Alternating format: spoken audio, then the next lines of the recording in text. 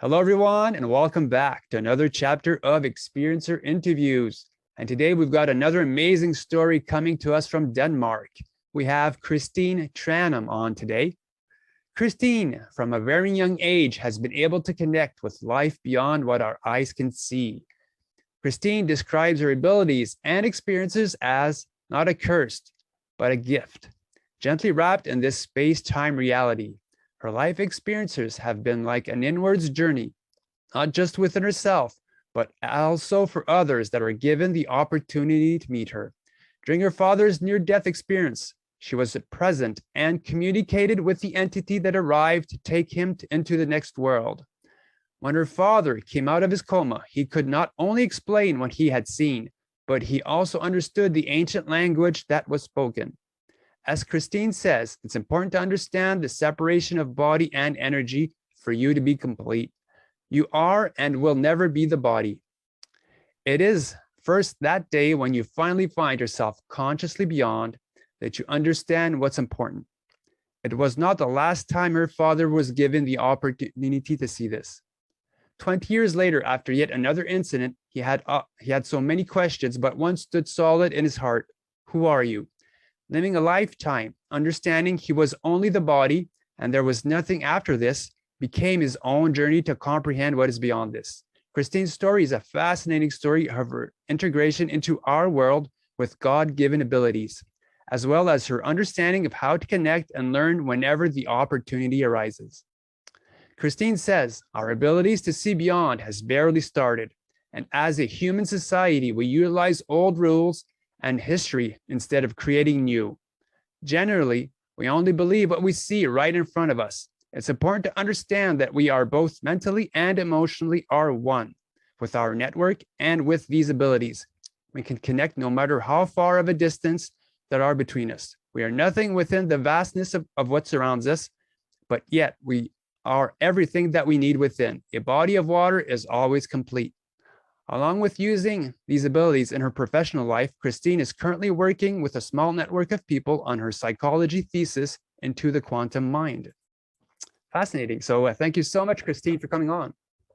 Thank you. You have a book out called A Different Life. Yes, correct. And the book in itself is actually representing the first 26 years of my life with my abilities, or what can I say, the oddness of what is not in our society called normal, where I see it as normal.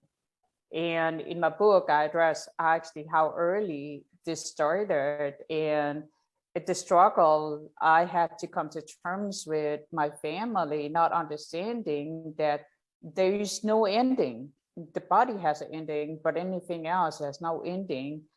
And how I was able to juggle through life. And eventually what you do is that you become quiet, but you to your peers, your network, but again, you expand your horizon because that you are never disconnected from what I call your outer family. And when I say that, is the consciousness that exists within the space-time reality that we are within that does not have a body. So if I can go ahead and start on that part, but that's up to you, of course, where you want me to start to add and tell my story. Well, yeah, let's talk about your experiences when they started off. Since you're in Denmark, growing up, did anything happen to you then? Absolutely, and it basically was one of the things. I'll start with the ending, and then slowly moving back to the beginning. Was that when the last 3 weeks before my grandma died, I had the opportunity to actually say goodbye to her, and when we talked, she said to me that she understood now why that I held on for so long, knowing that what she had seen in this last 10 months of her floating in and out of the body, right? So, and she was devastated that as when I told her as a child that this is not mine, I exist out there, right? Basically, I spent the afternoon. My mom and dad, my grandma was living on the same street, and every day I spent with my grandma until my grandpa got home. And that my first experience that I remember as a conscious memory was when I was about 2. I was sitting on the floor playing with my toys, and all of a sudden I had this feeling that, well, I need to get up and go out and get my grandma. Well, every afternoon, normally, when my grandpa would come home, we would go to the window and wave, when he was walking on his way in. Well, this afternoon, she looked at the time and says, well, it's too early, right? It's not time for grandpa to come home yet. But I kept pulling in her skirt, and eventually she walked with me into the living room and took me up, right? While I was like, we got to go over there. We got to go over there. Very, very adamant that we got to look out of this window. And she's like, why are we looking out in the backyard? And she knew that I couldn't look out because it was a tall window. I couldn't see out, right? But I wanted to get over there. And when we got over there, I pointed up at the sky. And what I saw, I realized later on that she couldn't see it. But I pointed and I said, home, right? And she said, well, there's nothing in the sky. Well, I did see what I, as a child, perceiving to be 5 flying objects, right? Some would call it one thing and some would call it another one. But for me, when they were gone, I started crying. I felt so homesick, so incredible that why did you just dump me in this place, right? That I want to go home. This is not my place. So my grandpa, she tried to comfort me and says, well, when I said, I want to go home, she said, well, your mom is going to come here soon. And I looked at her and I said, this is not my home. This is not my family. I want to go home right now. And that has been with me since, that it basically, I realized that we are so much more, right? But for me, that was an internal search. And to the point where that afternoon, of course, my grandma had to call my grandpa, and he took me and we went outside, the house, and into a little garden. He had an urban garden that he had away from the city. And we were just sitting there, and I get to tell him everything that I knew, and he listened. He was okay with that. Well, I started looking for my home because all of a sudden I felt that these people that I was with was not the people that was not my family. I didn't feel that I existed. This was not my space, right? That I existed beyond this space. And that was one of the things that they then tried to tell me, no, you are only this, right? So I started running away. And I got a dog tag. Yeah, so I started running away. It basically, as soon as my small feet, I started asking my grandma, can I go out in the backyard? So I started running away from when I was free. Just looking for whatever is out there in the big world, right? And without to be able to explain what it was, that I was looking for. And when I finally got the tag, my dad says, well, just be home from dinner, for dinner, right? Because he knew he couldn't stop me regardless, right? And we were safe in the area we was, so he's like, okay, if she runs around, because it ends up with that. My grandpa was always following me, my mom and dad, they'll call, okay, she's on her way again, so my grandpa would sneak after me, just make sure I was okay, right? But I still had this tremendously feeling of homesickness. And of course, it's taken me a while to understand that, but it's like when you do, you go, wow, right? So when I jump further, is that one of the things that you have to understand is that whenever you get to this aha moment, that you realize that you are more than just this body, right? And of course, for me, it's been like that always. But I feel like that as a 2-year-old, I really got this confirmation, if you could call it like that. And so from what I understand and I remember is that actually from the age of 3, right, or shortly after that this was happening, right? So I said, this is 2. So shortly after, it basically I started catapulting down up the staircase, because I could fly, but my body could not. But I was having my consciously out of body projections, right? And I never thought that, why could I not, and of course it was so horrible for my family, and especially my grandma, because she had to be alone with me. So all I could stand is that, it was one of those old fashioned staircase with carpets on, right? And then there used to have plateau and then 3 more steps, right? And I would stand on the top of these stairs, and all of a sudden I would just say, wee, and then my grandma knew that I would let go. And I would be watching my body from below, looking up and seeing it going ka-dum, ka-dum, ka-dum, ka-dum, ka-dum, until I go, and I was back in my body. And I thought that was pretty cool. Didn't understand that I could actually damage the body, but and I talked with later on, I talked with my brother about that, because here comes the science part, is that I did it at home too. And of course, it got to the point where my mom got my dad to whoop my ass, be honest, every time I did it, because there was a no-go, right? But I talked with my big brother, and he realized that he remembered, and this was later when I was 5, right? That he remembered that my mom said one time when I was calling him, don't go out there, don't go out there. And she said, why not? I said, don't go out there. And he was not allowed to go out there. But for me, the space between the staircase up there and him, it was like it was non-existent. So I did my little thing, even though that he was not right next to me, because I believed that he could see me like I could see him.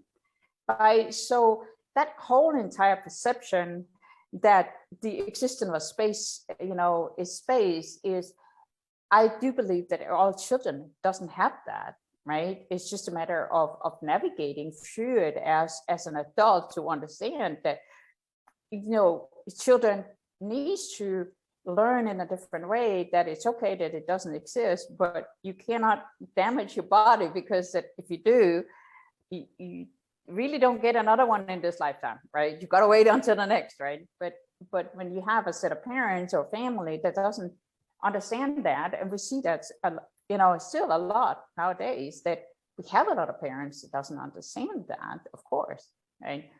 And that's the science behind it. So that was basically the first part of me, understanding how to navigate within the body, and it, for me, I think it was a personal goal, but for my parents, it was a horror. And it stopped that day when I took my clumps down of the dining table and broke my arm. That was it. Okay. at least for some few years, right? Were you limited to a distance when you came out of body? Nope. So you weren't like flying up and you'd bump your head down the ceiling, then you'd come back into body? First later, because that after, if I stay with that one, because that this was just one of the many things that happened when I was a child, but if I stay with this one, is that of course they terrified me, because that after I was 5 and I broke my arm, they told me that this is what happens when you try to leave your body, right? You're gonna damage it, and they try to put horror into me. basically terrifying me about it, that you're going to die, right?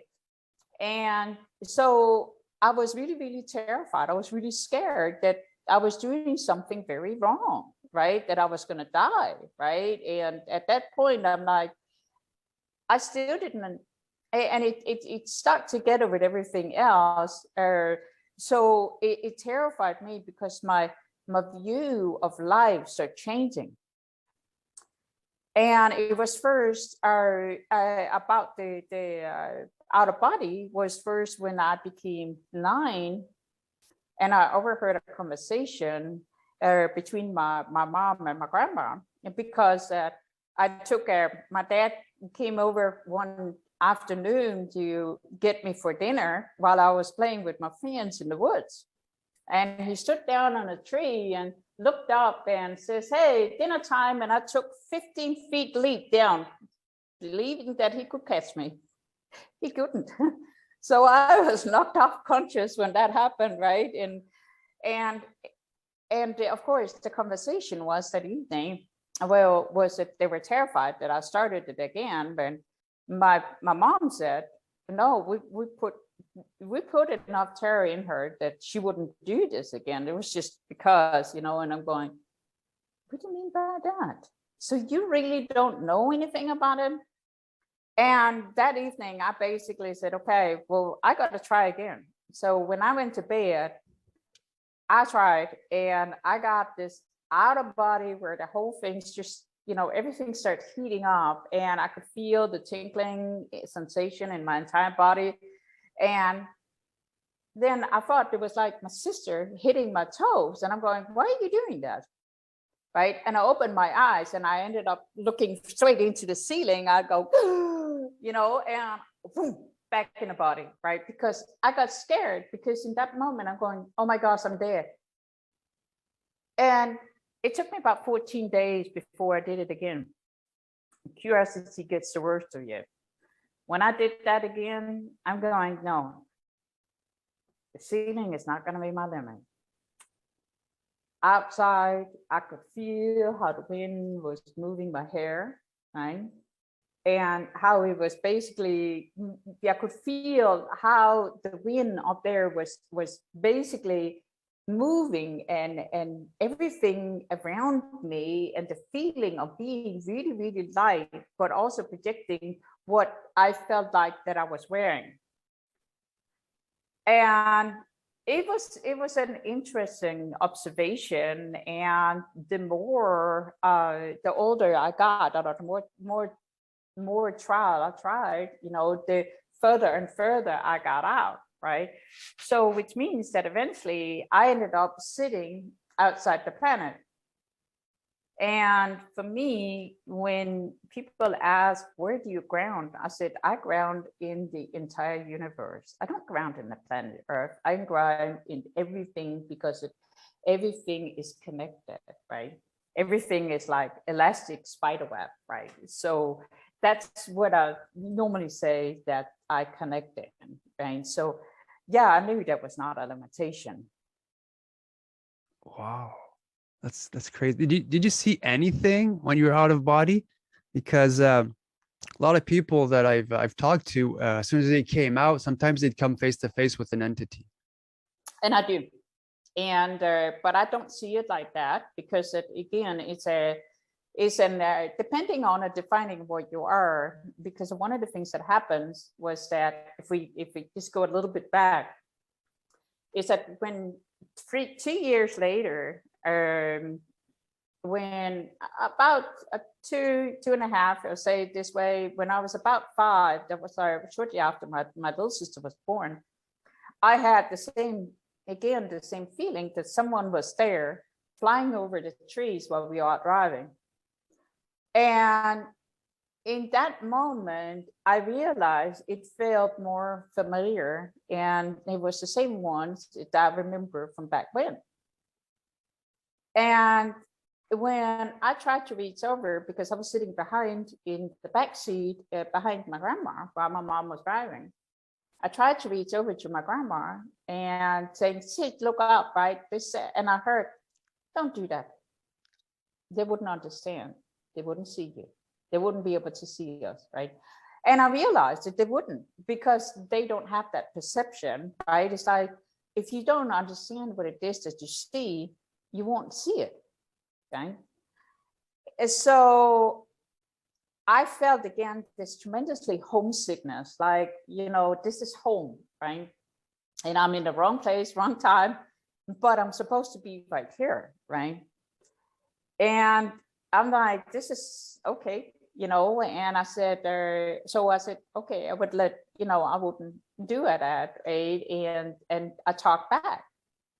And that was for me, at least the first conscious memory that I have of me talking to anyone.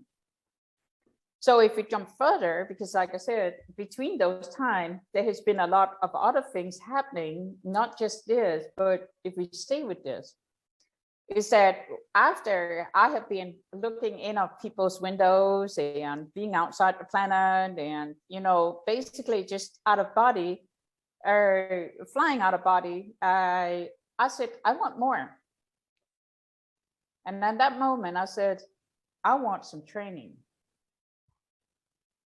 How can I get some training? And that evening when I went to bed, I started doing the same thing. But that evening, all of a sudden, my bedroom, is basically, I turned off the light and getting ready for the same thing. That evening, my bedroom changed. And all of a sudden, I could feel that I was not alone. And as a 9-year-old, knowing that I have seen so many people coming and going, that already from, without having to jump, but already from the early age, being able to see when people was about to leave. I thought there was another one that was coming to say, hey, I'm leaving. I want to say goodbye to so and so. So I was already avid in that as a 9-year-old because I was used to it. But it was not. I had this very, very beautiful lady all of a sudden, being there, just like a perception of her. And my bedroom changed into this very, very beautiful scenery at a beautiful fountain. And I knew that I was supposed to stay there, not move, just wait. And after waiting for a little while, this lady that I had this feeling that I connected with, she came. Very beautiful, very elusive skin, and beautiful white gown, right? Long white gown. And when she came, and basically we start walking, she didn't talk to me, but she still yet communicated. And I answered back. It was so natural, but I feel like that whenever I do look back on it, it's like that you feel that you're dragging your body as a chain around your feet, right? As a boulder, right? So, and that's basically what you are. You are that existence without the body, but yet you are so, what can I say, not damned to believe that you are the body. So it becomes that, something that drags you down because it takes that energy out of you to keep it going. Well, when I was walking with her, I saw a lot of others, but they were all wearing the same beautiful, white gown. And always going like with a book or studying. Everyone was always conversing and talking in science, right? In a language which like it was a educational place or university. Always in a educational conversations, right? And when we were walking, all of a sudden they go, hey, and waving. And she of course nodded, right? And I thought that was only for her. Until I realized they knew me and I knew them. But it was like, where from, right? Again, I was thinking through the body instead of through, me as an entity, as a consciousness, right? Who are we? right? So we got to this big place, and when we stood in front of this place, it was like really big, giant doors. And when I talk about giant, means that we were like this, and the doors were like really tall, right? And when that happened, it basically we walked through, and even though that, you know, it was like that everything is like a pin drop, you could echo in that room, right? So people was not talking, what can I say, out loud, not even whispering, because the sound was so, the way that the sound was transferred, but you could still see the people were conversing with each other, even though they were telepathically, which was really interesting. When we walked down this long hallway, on each of the doors, when you looked in, it was books upon books upon books upon books. It was amazing, right? And it was like, I was like, oh my gosh, I just want to, you know, eat them all and read them all, right? It's like you get this really excitement. And when that, you know, and you see people in there, right? It's reading and talking and so forth in every room going down. We got to the end of the hallway. And when we got to the end of the hallway, we were met with another set of really tall doors. This time it was very solid wood, really big, right? I'm not talking about thick, but really big. And with a beautiful carvings of a lifetime's experience in, what can I say, in history that was on these doors. You know, it's very beautiful. The door was cracked open a little bit, and what she did was that I walked in, and she pushed me gently on the back, so I had to walk in there by myself. And I walked in there, and it was like an arena, what you see as the old Colosseums. And when you look up, there was no one, but I also knew what it was for. It was like that I already knew what it was for. You didn't have to, you know, think about it. It was just there, data that was existing. I looked up, and way up in the top where I couldn't see, I tried to, you know, I knew they were there. And when I tried to, what can I say, get into their mind and read their minds, I was cut off. Don't do this, right? You're not supposed to. And I stopped. And I hear this voice, what do you want? Very rude male voice, what do you want? And I said, I want more education. And everything got quiet. And all of a sudden I see my short life just looking in front of me. You know, it's basically saying that from I was a baby and up to now, right, when I'm 9, it's basically, it's like a movie. They're watching a movie and seeing my life. And all of a sudden I hear, we were expecting you much earlier when you were 5. But we understand why. And they said, accept it. And that was it.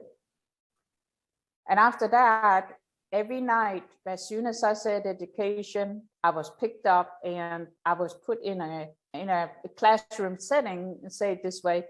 And the more I learned, the more it was like, it was not the basic, what can I say, mediumship, but it was more to create new history instead of learning from old. It was, you know, understanding the science, but one of the things that I realized later on was that it was not to teach me something new as a being or entity, but it was more to recap what I already knew, because everything had to be filtered through my body. And you can't do that because the human brain is not able to or capable of doing that. So you have to recap on what you know.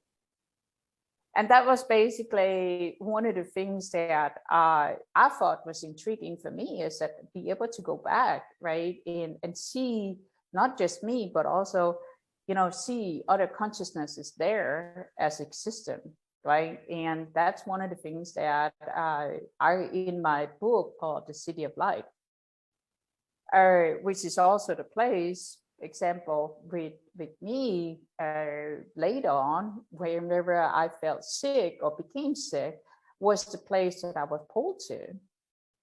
Because again, that you as a consciousness are able to connect with a place like that and actually be able to heal your body as a whole, where you get the help that you need, is important to understand that it isn't existing.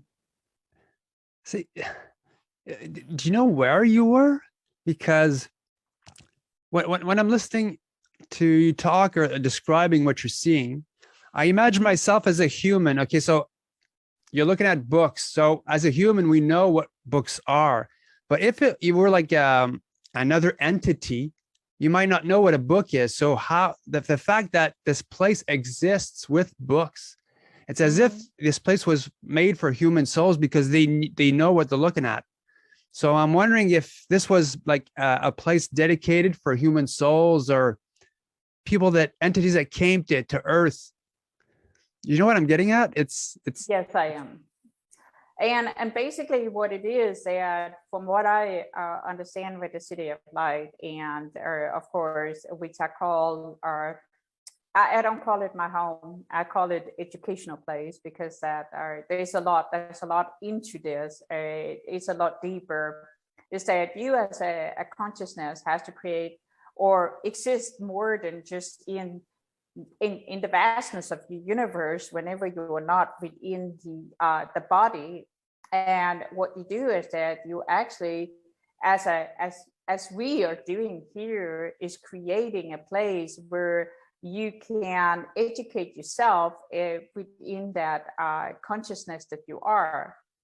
These are more like records, and it means that the books is more that feeling of existing right now in this place. Doesn't mean that this is just books, but it's more like that me as a child was what I was catering to, was that feeling of the books. And these books was, for me, would easily be 1,000 years old, right? But it doesn't mean that it's just, human souls, because I don't split it up like that. I split it up as consciousness, that all of us are together as one. And that's been my journey after 2018, because for me, it's like, okay, it's just there, never ask questions and never ask questions after, but is understanding that this exists as a operation within this what can I say, planetary system, which I see it as then I do believe that we all can go there. It's just a perception of what we see whenever we are not in a body, and understand that we are not the body, but a consciousness. That's basically it. I'm glad you got through this cycle of conditioning, because you early on, you were able to like leave your body and see what reality is. And a lot of us who have these experiences, we tend to want to share them with our family, and we talk about this. And a lot of the times, no, it's like a fear of the dark, or it's just a bad dream. So from a very early on, we get shut up to an extent that we get this sort of mental blockage. And to me, that's what happened a bit. Though I was like, I was brought up in a family that talked about ghosts. We weren't really taught to shut up, but eventually we do stop talking about it. And I'm wondering if that's really what happens, is the fact that we stop talking about it, there's a blockage that comes naturally. Because as soon as I was on my own for the first time, the school blockage wasn't there, because we're totally blocked when we go to school. We were taught how to think, what to think. and also our parents, they teach us what they've been through. So they're and when it comes to religion, is it really our own beliefs or our parents' beliefs and our parents' beliefs that are put upon us? So you at least from that point of view, you were able to like go beyond this. And from what I'm getting at is a lot of the our teachers, our spiritual teachers, from early on, a young age, they do see what reality is, and they're able to teach. So I'm glad you were able to get through this and share your experiences with us. Well, basically, as a child, it merely was for me when I start talking about it, because, like I said, there's so much depthness in this, including that when my sister came along, and I ended up starting to stay a lot over with my grandma and grandpa. They didn't understand why I would start running away in the middle of the night, and why that I was able to get out when the door was still locked, right? But they couldn't find me. So, and later on, I actually realized that it's because that maybe, and I'm only theorizing, because that I actually had a family member that experienced the same thing with my dad. That you walk into the room and my dad is not there, and all of a sudden, they can't find him, and he's not, responding to any calls. But when his phone rings, he all of a sudden exists in that couch that he actually was sleeping on. But even though that they have been in there, looking at the couch, looking in the room, he was non-existent, which means that he was able to not transfer, but be able to exist within the consciousness and disappear as a being, or make a skew as a being over that he was existing without the space, right, that he was in, which is, really, really interesting. So I don't know if I'm just theorizing that because that we are not able to understand the broad part of it, could that have been what my grandma and grandpa was not able to see, right? Though I also realized that a lot of times when that happens and I was back, I would wake up and I would be so sick, like really, really, like seasickness, right? And basically my my grandma ended up with, like 2 to 3 times a week, I would end up waking up and throwing up, because I basically felt like that I have been in a roller coaster, right? So I can't tell you what I've been doing, but it must have been fun since I was kept doing it, right? So I can't tell you what it is, because I'll be honest, I don't know, and I have no interest in going into a regression, because that is for me a false positive, right? So I would never know what to find in there, right? And I really don't want to know. So that was basically some of the first part, right? Is that, but for me, the credible, is like, it's not just religion, and that was, like I said, with my I grew up in a very, I won't say strict, right, but for my grandma, she was very, very religious, and I grew up with a grandma that believed that day when you die, you bury it in a deep hole, and that's it. There's nothing else. And I'm like, I ain't gonna be down there, And she said, yes, you will be, And that was what I was taught when I was 3 years old, right?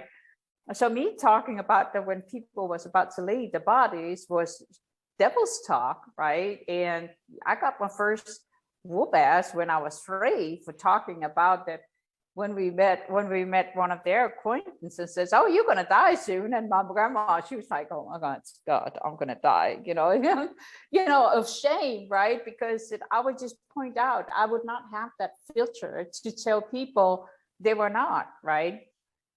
So that is, that was basically, and I still, I try, as an adult, you have to have that filter, but it's really it's really, really hard because of the restriction I had from back then, right? And I was introduced to, right? So So for me, if I meet someone that has 3 weeks left, I start crying.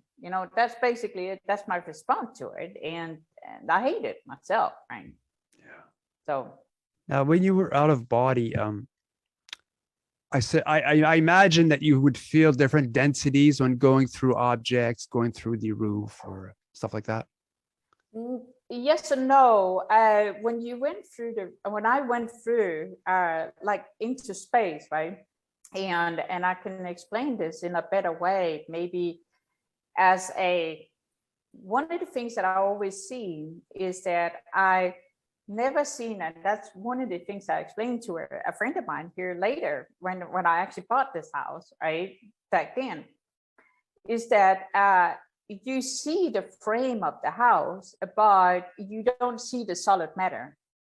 You are beyond that, which means that what you do is that everything around you is that it's like an empty space within a spider web.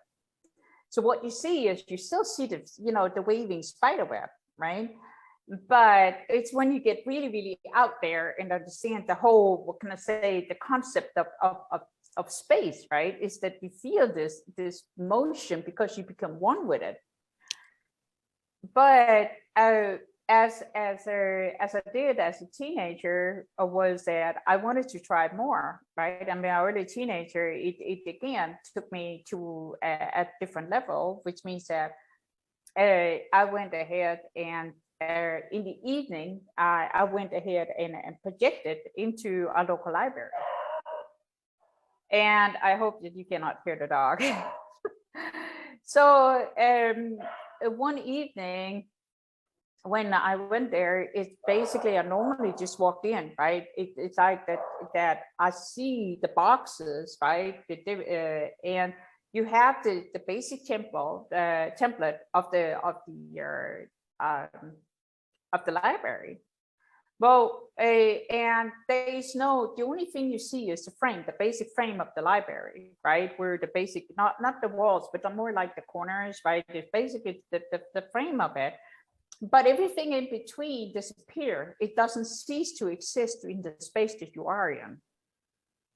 Which means that you don't see the roof anymore. It doesn't exist. It's like looking right into the library. It ceases to exist, right? So it's basically the foundation of the space that you're in. It's already pre-created, but everything else ceases to exist. So you can come and go as you will, but as soon as you connect with the matter, it becomes subtle, right? So which means that as soon as I land in the library, the flooring becomes solid under my feet.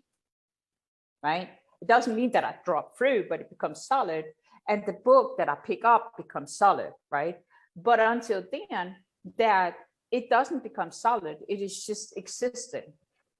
So whenever I walk into the library, I ask, hey, one time I picked up a particular book that I want to test my strength on, right? Basically, okay, this is it. And one of the things that I did that particular evening was that I went into the beginning of the library, the doorway, and I said, and I asked for the book that I wanted to read. The whole entire library was dull, right? Just light off, right? No light on.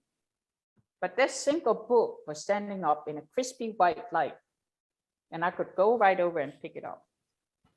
And when I read it, it was like you put your hands on the book and it goes right, and you were through the book very fast. It's like you read that book. Speed reading makes it look slow, say it this way. So within that short time that you are OBE, right, you can actually read 3 books. That's it. I would never ask to try more because that you're really, really out there, right? One evening I went out when I went to the library, and this is where I actually understood how complex this was. And this was in my early teens. I realized that the template in itself was the construction of whole, and within that there was these different boxes that everyone that was going to the library has created. So they had created a template within a template, their own template, which means that the library or the space they were within they have created that as a problem solving box to create a solution. That evening, I actually had looked at over in the corner, there was a man standing and reading a book while he was in sleep state. And I realized that he was in sleep state trying to come up with a solution to a problem that he had. He has a book, he was, from what I could see, was about navigation. So he was sailing, probably, I don't know if it's because that he was trying to take a navigation course or anything, but from what I could see was that he was owning a boat and he was reading about navigation. But I also realized that if I actually got into his space, it would make a wave format into his consciousness and would create that, what can I say, a wave effect that something has been in there and would disrupt his life as is. And I was not allowed to do that because that's the consciousness that he is supposed to, this is his timeline, right? You're not supposed to move on that timeline if he is not aware. But I also realized that when I looked into all the other boxes that they were still open, and it was not just, 3 layers out or 4 layers out, right? But it was also down and then out the other way. So eventually it becomes like a giant circle. And all of these boxes, it was a template in itself of the library, which also means that they were created to solve a problem for whoever has created them, which is also what we do in our life right now, is the reason why, the whole core of why we are here, right? And that was one of the things I thought was interesting, was that you create this box for you to exist in. You solve a problem, and as soon as you solve the problem, it collapses and disappears.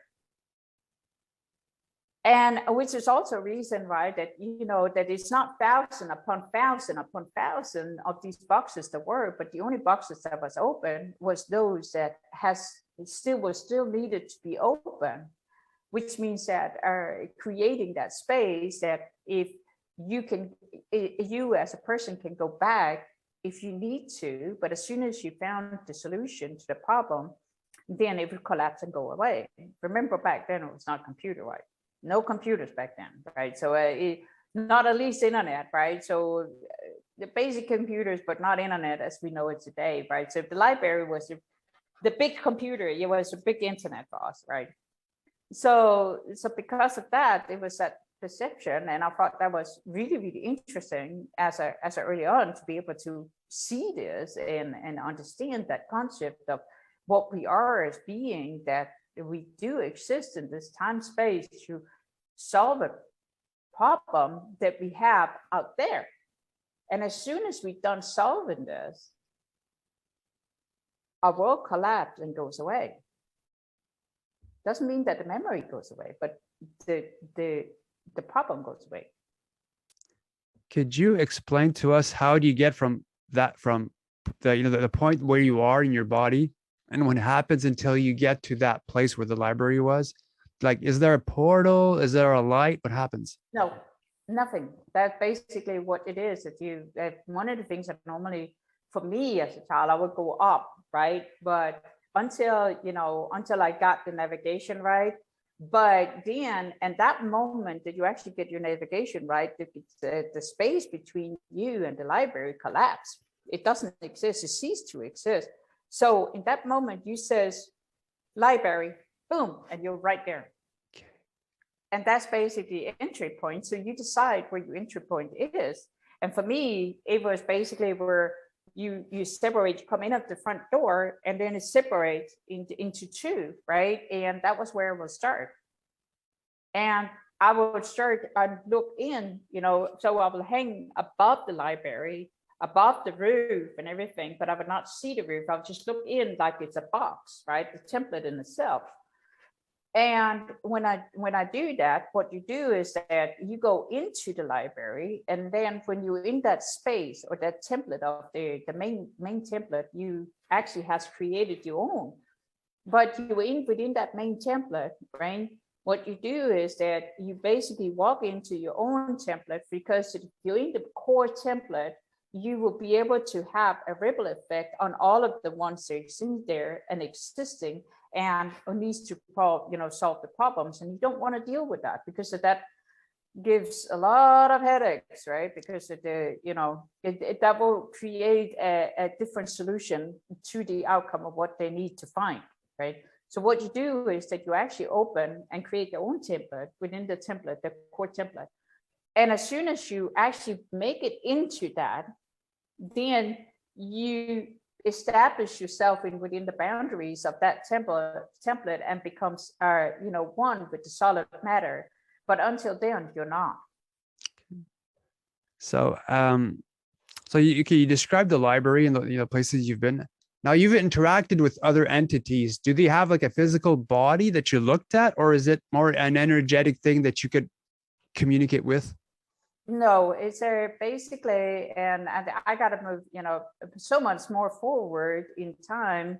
Of course, when it comes to entities in itself, and that's not talking about the ghost particles as we can say, but if we have to move forward in 2012, we have to move that for, and that's not in it's in the first part of my book, but not the whole story.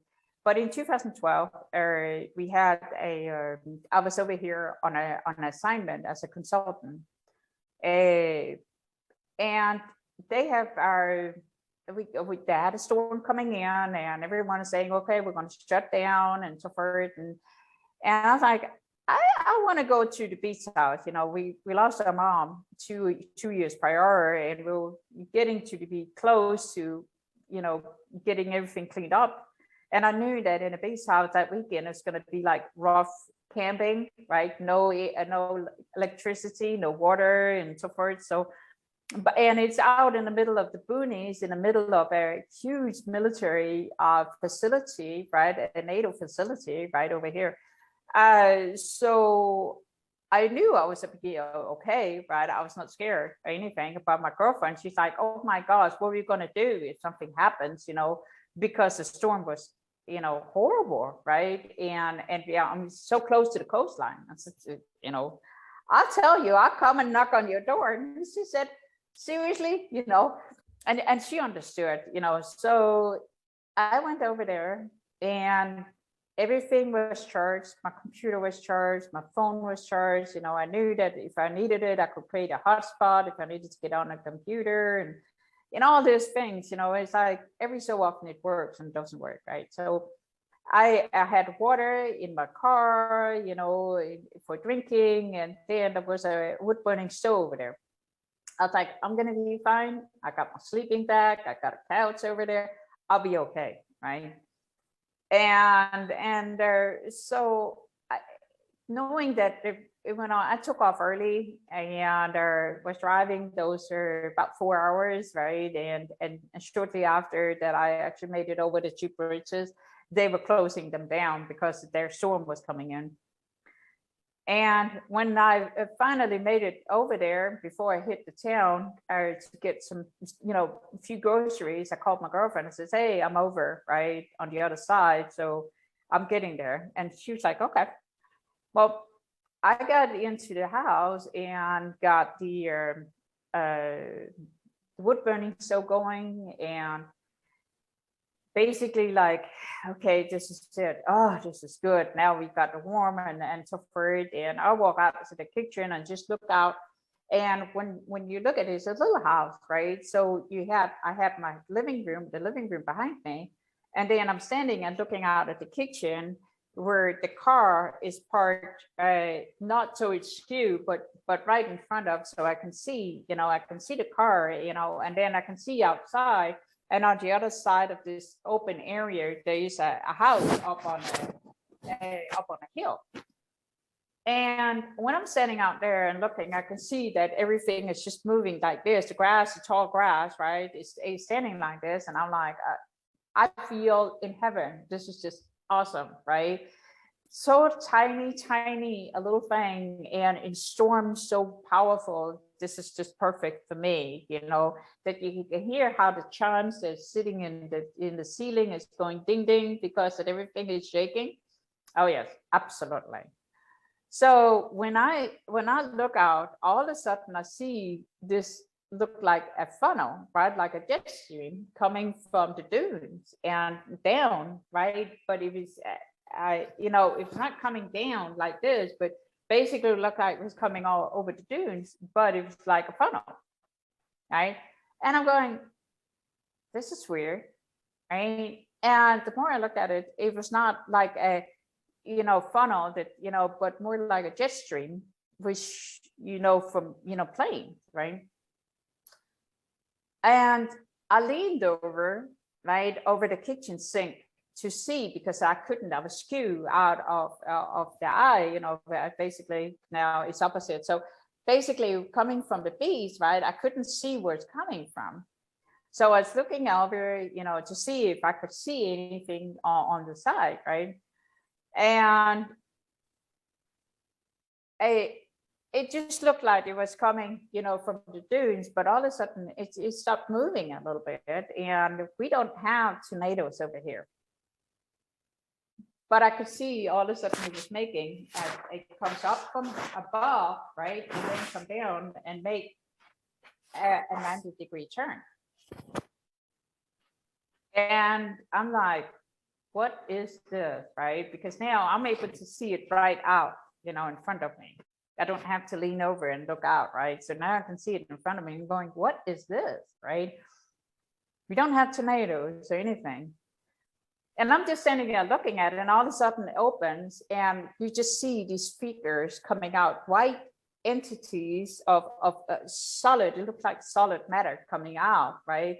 Of this opening, and you're going, no way, no way. And I'm like, I got to record this. And that's all that happened. I couldn't move. And I'm going, I got to record this. Nothing happened. You got to move. Nothing happened. You got to move. And I could hear myself talking to my body inside my mind. It says, you got to move, until I start screaming, you got to beep, beep, beep, beep, you know. So I was like really at it. And I could feel like I was like, it's like stucking in glue, right? And all of a sudden you like get out of this, right? And I stormed in, grabbed my phone, because I got to do this, you know, because my girlfriend has already said, if you see anything weird, you know, you just let me know, right? And I'm like, yeah, I see something weird, right? So grab my phone, run out. The phone is dead. Absolutely 100% turned off. And I thought, well, you know what? I'm going to go ahead and try to turn it on. Nothing happened. Took it apart, right? And tried to put the battery in, and nothing happened. Well, I'm still watching these coming out. And what they do is that you watch them coming out, and then they disappear. And I'm like, what is this, right? It was like, I get so high up and intrigued about it. And I feel, you know, so excited. And I'm like, this thing phone won't work, right? I'm sorry for cursing, but you get so mad, right?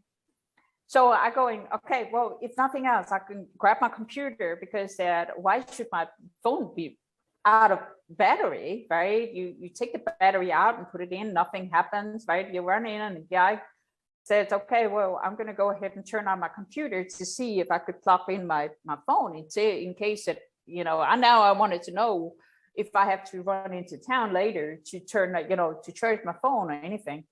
So I run into the living room, turn on my laptop, and then I run into, because I know it's going to take a little while before it turns on completely, right? Because it's all down, right? So it's not in sleep mode, but completely, you know. So I run out again, and I can still see them coming out, you know, and it just keep going and keep going and keep going. And I'm just like mesmerized of how beautiful it is. And I'm also thinking afterward, well, if it was a tornado, it would have gone for a long time ago, but it wasn't. But it stayed solid and with that 90-degree turn. And I went in, of course, after a few minutes and to make sure, well, get my computer and so forth. The computer was off. I'm going, what? So I grab my computer and I take it with me out to the kitchen while I'm watching this, right? I tried to turn it on if it wouldn't, and I changed the batteries out again, basically plug it in again, and just to make sure everything was, it was, you never know, right? It's computers, right? Nothing happens. And I'm like, okay, there's nothing I can do other than I'll have to put it in the living room. So I walk into the living room, I forgot my USB stick. And if you click those two together and there is a charge on either the computer or the phone, you're going to see something, right? Nothing happened, right? And I'm like, okay, well, I can give up because I got to record anything. And all of a sudden I feel like someone is behind me. And I'm going, oh, shoot. Damn me, right? And that's the first thing I'm thinking is that I forgot to check the rest of the house for break-in. And I'm like, okay, well, one I can handle if in case, it don't matter who it is. I'm just like, I can handle him, right? So, but I can all of a sudden feel like there's more. And I'm going, okay, I can win this one, and the more I staked out my parameters, I feel that there is this huge energy that is on each corner of the house. And I've met energies like that before, so it doesn't really matter for me. I'm like, what is this? And all of a sudden, I could feel that there's more than one in the room, two in the living room behind me, because I'm sitting in the couch, right? And all of a sudden I hear this, can you see us? And immediately I answered, no, I cannot. Which was true, And I stood up and I had 5 entities standing in my living room where 2 of them was completely solid, right? And I said, now I can see you while I walk around on the other side of the couch. And that was basically my audacity was it, of course, I can't see you when I'm sitting with my back to you, right? But, and he understood. And so I asked him, what is the guards for, right? What is there, why are they outside? And he said, they're here to protect us.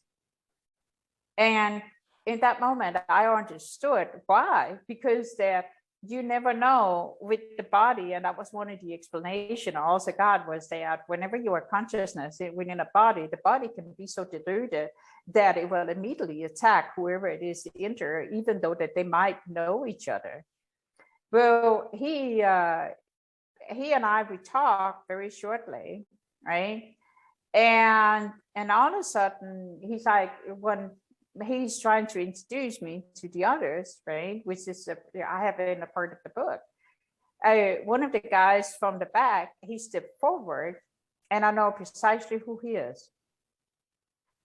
And immediately I do this, right? And my face just light up, and this, I call sand, right? And it's about the easiest way to explain what his name is, because when you have to do it, it's more like Phoenix, right? You have to sound it out like a sound, instead of a like our name, right? And he said, did you 2 know each other? And he looked at me, and at that moment, I could feel like he's looking for data in my mind. And I basically turned the light off so he couldn't see anything, right? I'm like, you ain't gonna look into my mind, right? And so what you do is you basically put your mind, all the data you have in there in a solid state of darkness, right? Which means that they can't look into what is in there. You shut them off, right?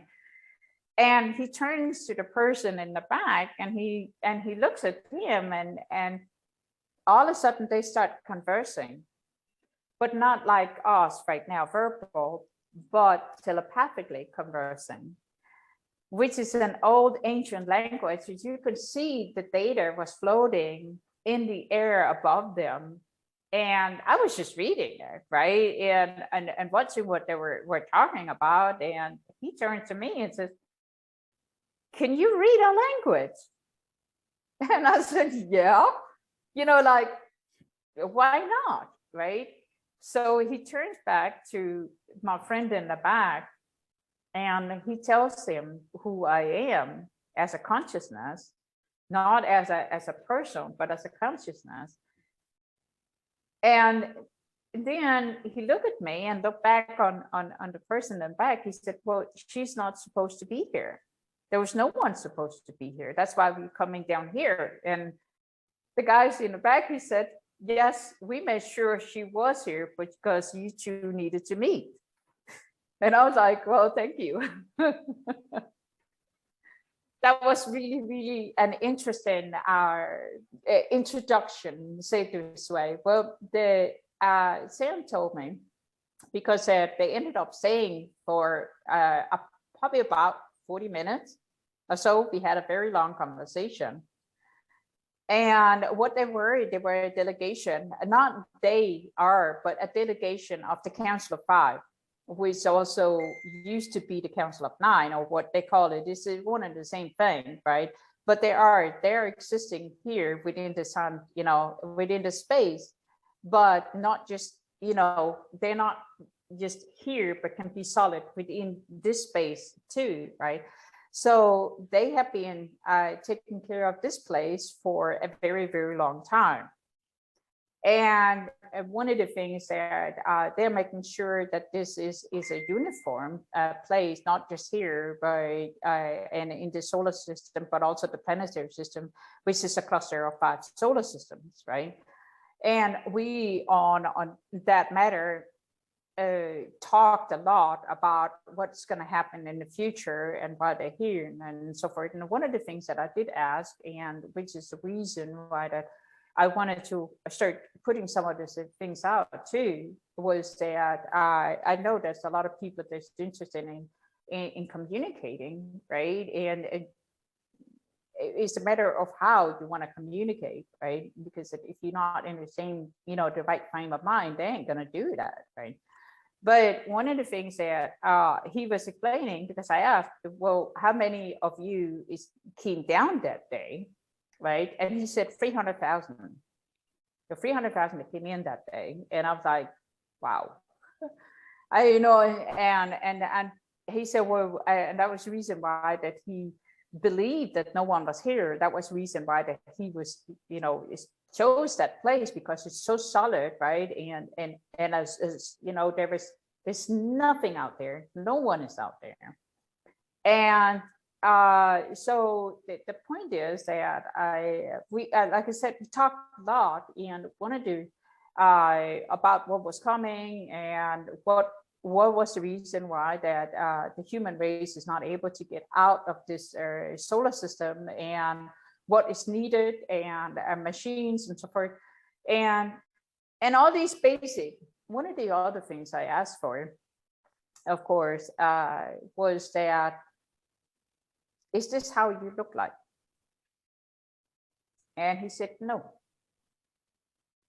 And he said, we look like the perception of what you believe you want us to look like. So how did they show themselves to you right now?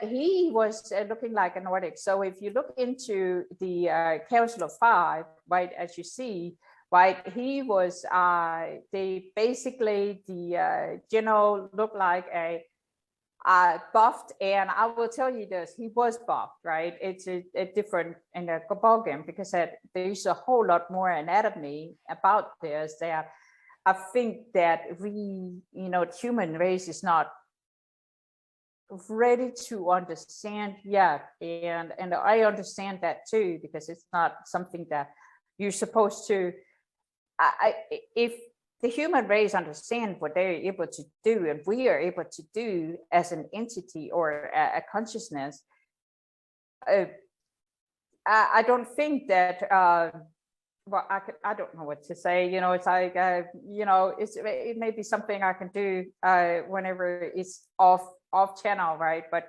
not right now, because I'm doing fine right now as I am. My mind is doing fine as I am, if you know what I mean. I don't want to be poked into. Though the point is that he looked like a regular blonde hair, blue eyes, tall being, right? So basically, not like seven, like kind of say 8, 9 foot. No. But he's more like, what can I say? If I say it in meters, maybe 2 meter, 2.5 meters. Okay, that's tall. Yeah. So what would that be? 8 feet or so? Maybe, yeah. I'm 1 point. I'm 6 foot tall. I Yeah. consider myself tall. So Yeah. So he was tall, right? But he was always like, hey, I'm in charge, right? And I have it like, so I don't really care, Also because that I know that I don't feel the fear, right? So even though that you take my body, I will still exist, right? I already understood this. So the point was that, and then next to her, there was a female, and the female, she was a little bit smaller, but not still taller than I was. Still in this Nordic perception of skin and so forth, and we actually kept contact for a little while, mind to mind, right? She, what can I say? Still Nordic, right? But she never spoke much other than her name, right? And one of the things that, again, it's not like our name, like, but it was more like, again, a phoenix where you sound it out, right? And so for me, the best way that I can explain it on a short term is Phoebe, not Phoebe, but Phoebe, right? And you have to sing it out instead, and that's basically, you're not gonna do that, because it's at the best, maybe the best way is like if someone is talking about like whale song or dolphin song, that kind of like you're singing it underwater, right? That's the sound that you hear, but it also correct, because that sound is what is created whenever you outside this space-time reality, right? It doesn't mean that it is, but this is what you hear, right? And this is normal because you have the echoes, right? Like here, But the point is that, and then of course the little guy that walks back, the one from the behind, I don't see the other two. It's like they're behind like they're not stepping in, they're here, but they don't step into this frequency, right? Which I call it. So the other two beside, the one in the back, right, which is in a white gown too, a white robe, right? The two first is more like, can I say, soldiers, or not soldiers as such, but basically the one that's taking care of this delegation, where the other one is a scientist, right? And when he stepped forward, the one in the back, he's in a white gown, just like the one I saw on the outside. All of them was in white gown. So I knew, and as soon as the one in the back, stepped forward, well, I realized that this was like, I call it long lost friend from the past, because that when I, as a consciousness, was connected with whoever it was that was there when I was 2, and again when I was 5, he was there too. So for me, I felt this was, a friend, right? But I also realized this friend is not just from now, but it's also from what we call all the timelines. So basically, I don't believe that we have all the timelines at one time. We shut one off. It means that you are doing 10 set of laundry at the same time. It's one laundry, made, right? So it's like, you don't do that, right? You have one laundry, you know, have one washer, right? It's that concept, right? It's like you have one washer, and you could do one laundry load at a time. You can't do 10 load, right? So that's basically it, right? And that was one of the things that was what happens here is that they have been there, and which also something again get confirmed later on is that it's not just this, but me as a consciousness that exists without this time-space reality. We have been connected at all time. Does that make sense? Yeah. I really love your story. It's totally different than what I'm usually hearing about experiencers, and it's And not. you can see the sun is going down too. Yeah. Definitely a 5-hour difference with us. Now, did you ever find out how you two were connected?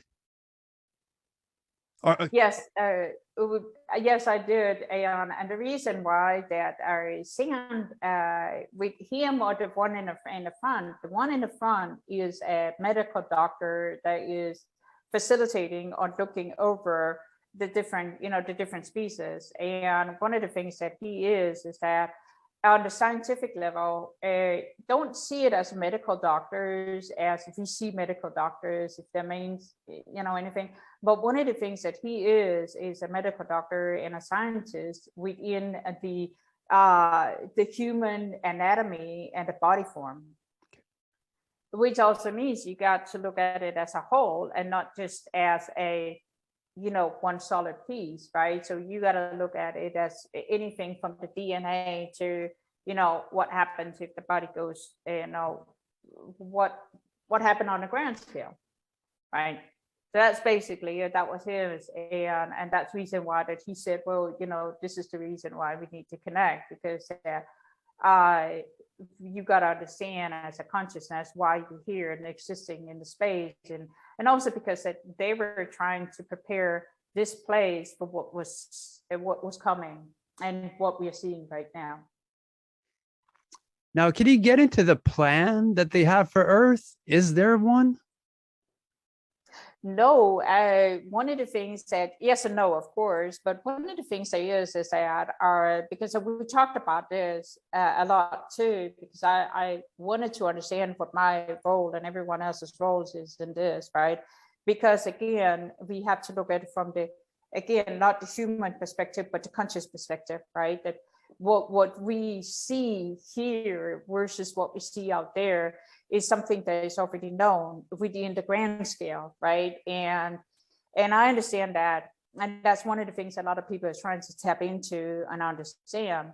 Well, this solar system in itself is created as a sandbox, and I use the word sandbox, and especially this planet, because everyone want to say, hey, we want to get out there. No, you do not wish to get out there. Stay in the sandbox until you're ready to understand what is actually out there, and you as a consciousness and moving. So this what's going on in the world right now is like nothing compared to the grand scale, right? So don't even wish for it until you are absolutely ready and you understand that you are not the body, but you are that consciousness that existing outside your body uniform, your bodysuit, and you're ready to do the work that needs to be done. Until then, is to stay in the sandbox.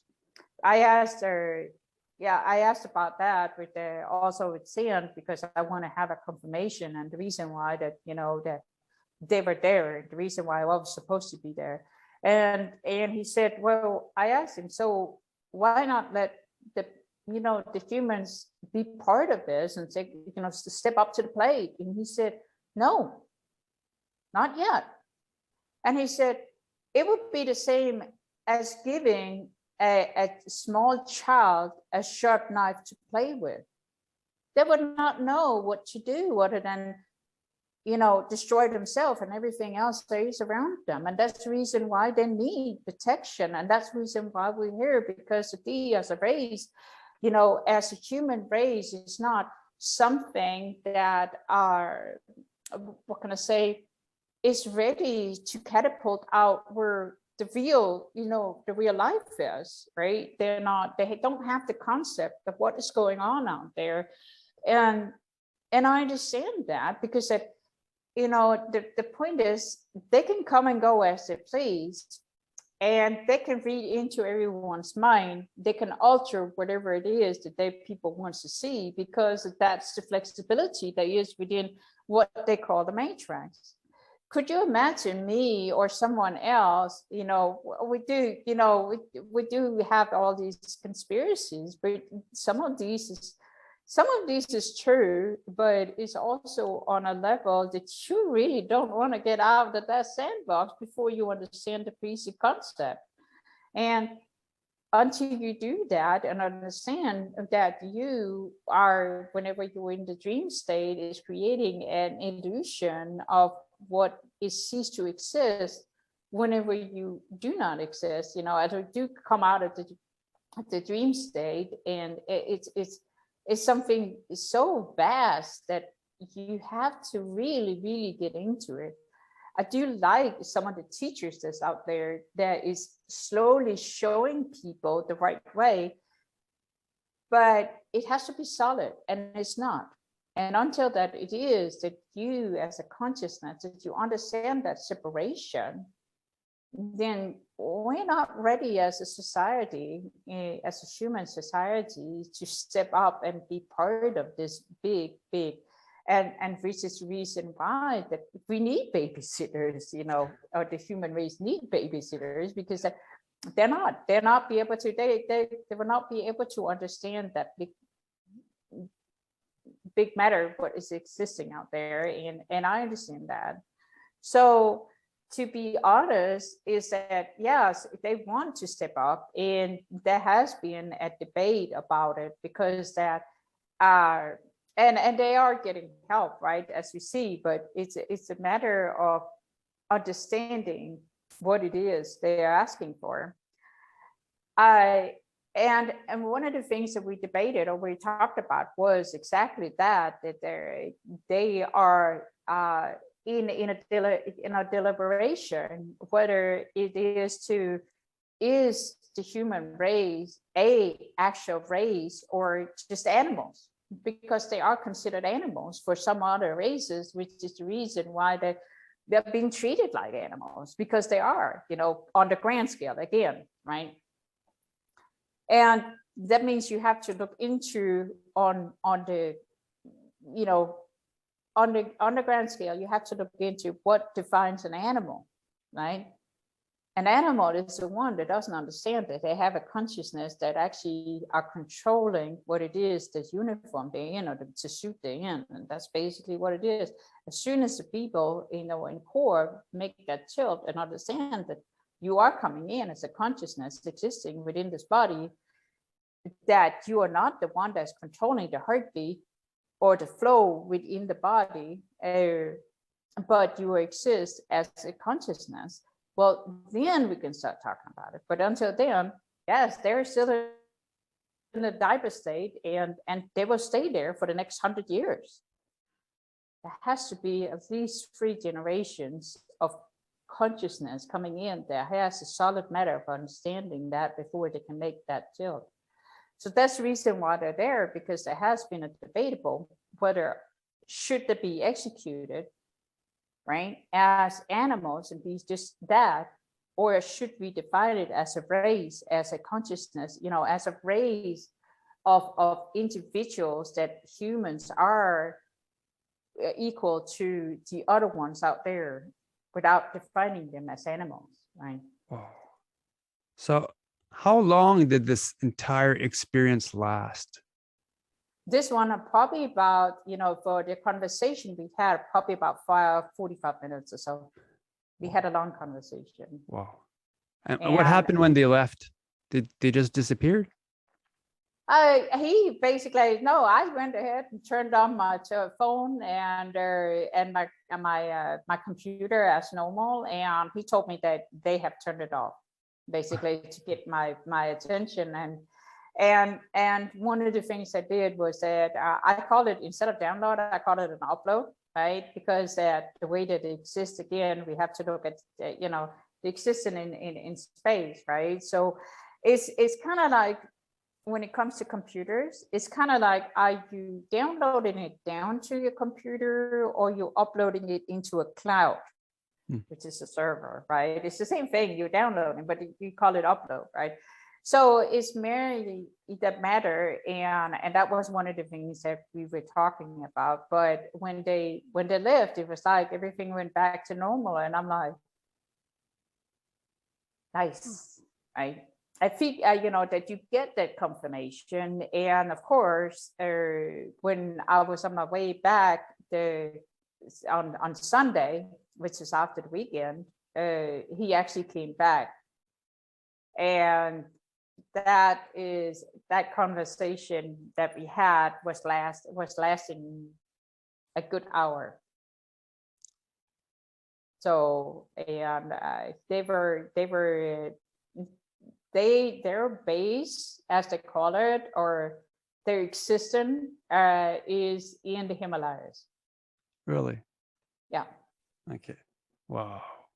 So it's really, really beautiful, and it's that whole was like, wow, that yes. How did you feel when they left? Did you feel sad? No, because I realized we always connected. Okay. It's like with everyone else, it's like with you and I right now, the next 3 days, it will be a solid connection. And if you, as a consciousness, understand that, you would actually feel that vibrational energy that is between us, that reflection.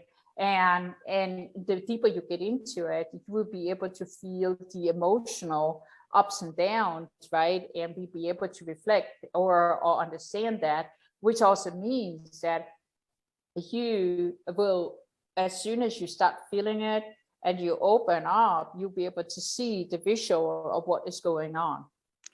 Okay. So that's basically it. There's so much data, there's so much science into this. This is just it's a drop in the ocean. It's like one of the things that I explained this to a friend of mine for a while back, right? It's like you get into someone you connected with, you get into their mind, and you can see everything they're doing. And one of the things that he said was, no way. I said, yeah, what are you doing up 3 a.m. in the morning? And I said, don't worry, I already answered that question. You were standing with your arm like that while you were, and he said, did you see that too? And I said, yeah, I did. He said, would you please stop watching when I'm going to the bathroom? Right. That was basically it. It's like you're able to see everything. You're able to hear whenever they're waking up. And that's one of the things that, even with my friends, he said, I can hear when my peers, right, when my network, my friends, right, when they get up in the morning, they start out with basically the subtle, right, is right until that they wake up, and I hear this, right, really, really, really loud static noise, right, when they wake up. My girlfriend here, because we connected in a different way, whenever she wakes up, it start off with the and then right, so I can hear her in a different way, right? And I like that. I like to know that who is there, but also know that when people start talking about me, I immediately being pulled in like a rubber band, or what can I say, a piece of gum, right? You're sitting on the other side, right, and you've been pulled in, and you feel like a fly on the wall. And if you then open up, you can hear everything that's going on in the room, right? And again, as a body, you're not able to do that, but as a consciousness, you're able to do this at any time, right? And the flow of energy is up to you whether you want to change it or not. And I like it as it is, because again, like when I explained to you about the man that was in dream state, sometimes you're not allowed to change that. You let them be in their world, let them be in that, because they can feel the changes, and they will change the outcome of their algorithm as an entity or as a consciousness in this lifetime, and you don't want to deal with that. you want to talk about your dad's story? Because we did talk about it in the biography. Yes. And one of the things that happens was that, which I also have in my book, is the first time, my dad has always been like, I don't believe in it, right? This is, he was also one of those, a solid state was saying that day when I die, I'm going to be buried. That's it. And nothing else happens after that. That's it. No, and this is how people, some people still grow up believing that, right? And he was one. And then whenever he was in this, that will be in 92, he ended up in the hospital because of a surgery. And at that time, I already knew that something was going to happen. Again, it's the part where people, before they actually get to the point where they're knocking on the door and says, hey, I'm going home, right? And I basically said, well, he was on, on passed on his surgery. And I said, you need to stay in the hospital, Dad. And he said, why? I want to go home. Your sister said, let me go home. And I said, no, you stay in the hospital. And so my sister called me and chewed me out. My big sister called me and said, why did you tell Dad, and so forth? I said, because I told him. That's it. I don't want to talk about it because it's enough that they don't understand, right? So on Friday, the whole family was like, oh, something was happening. And my son, he was about 2 at that time. So basically, I had my brothers, our wife, coming in for the weekend, and we sat and talked in the evening when all of a sudden I got this flash over in front of my eyes, like a movie, and I knew that now is now, right? That something was about to happen. So, and she knew that something, because all of a sudden it was like that I was daydreaming. I faded out, and she was talking, and she just saw that I was fading out, and like I was seeing something. And when I got, it's like I shook it up, and she said, are you okay? I said, yeah, I'm fine. But she knew that I've seen something. And so when that happened, the next day, she was supposed to visit my dad in the hospital. It was a Saturday. But she basically just got in and tell me, well, my son is sick. Why don't you just go up to your dad? And that was her dumb excuse, because she knew that something was happening. So she wanted me to go up there in case that this was the goodbye, right? And so I went up there, and nothing has changed. I felt the same way, the same uneasy feeling, like that something was about to happen, but I was not sad. So I knew that there was something very, very off, right? And I talked with him, and he said, don't you worry, everything is going to be fine. I'm going to be fine. See, I'm still alive. Ha ha ha, that thing. And I said, yeah, I understand, but just hang on tight. We're almost over the weekend, so don't worry about it. It's like, and he walked me downstairs. It was on the 3rd floor. He walked me downstairs, and he waved goodbye, and I drove back here, and the guys was playing, my sister's, my brother's wife, and one of my friends was playing pool downstairs, was drinking a cold beer, right? And I walked in, and he handed me a beer, and I said, I don't need that. I'm gonna go. I'm gonna be driving here in a minute. He said, why? Where you going? It's like, you don't want to get into the argument, because it doesn't really matter. Matter is that I will be going, right? So spending the last minutes knowing that this is about to happen, it's not something you want to do. So I said, I'll be fine, let's go ahead. But my mind was not on the pool, and all of a sudden, and I brought the phone down with me. And it was before the cell phone. So it's like one of those bone phones, right? It's like the first basic analog phones, where say, with their wireless analog phones, but I brought it with me down there. And shortly after the phone rang, I picked it up. I was like, basically chasing everyone, they knew that don't touch the phone, let her take it, right? I picked up the phone and I heard a name, and then I heard, "This is your dad's nurse." And the thing I said was, "I'm on my way." That was it, right? And I was more or less screaming on the phone, "I'm on my way," right? And then I gave it to my brother's wife, which is, of course, a doctor. I said, she got something to tell you, I already know it. So you can hear the story, because I already knew what was going to happen.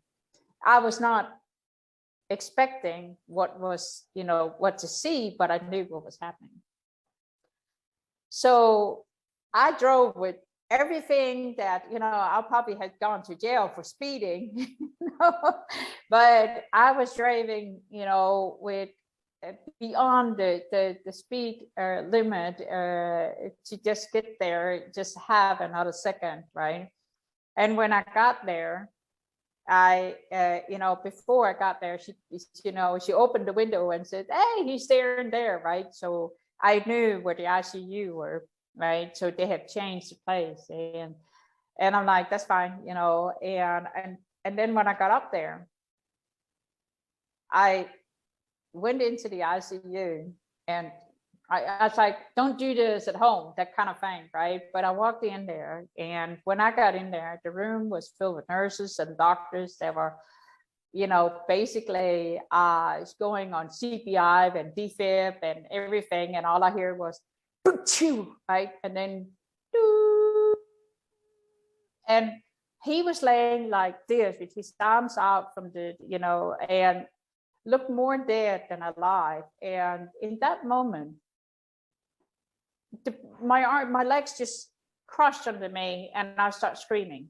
I'm in the middle of the ICU where everyone is dying, right? I'm standing there crying my eyes off, and it's like all it was rubber, right? And I just crashed, right?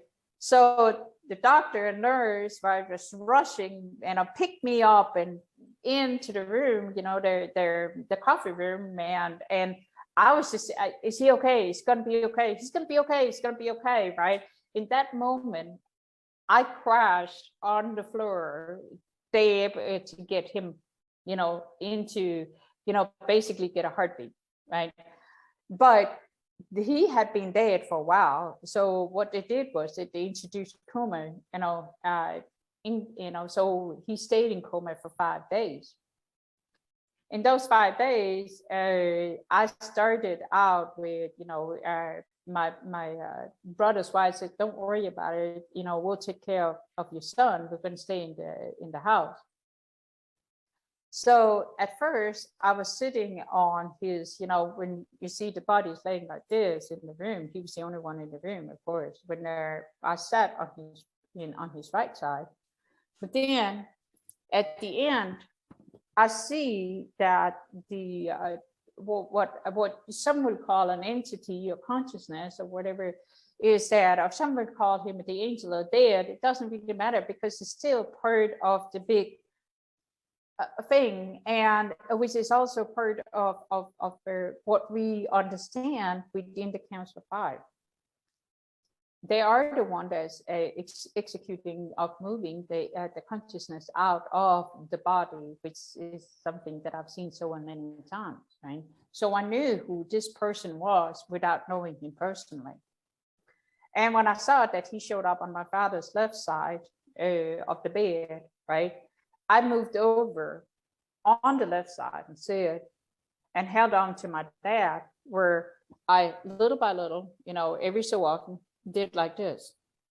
When you do that, even though that you are out, because he's like introduced, whenever the body is in coma, you as a consciousness are not within the body anymore.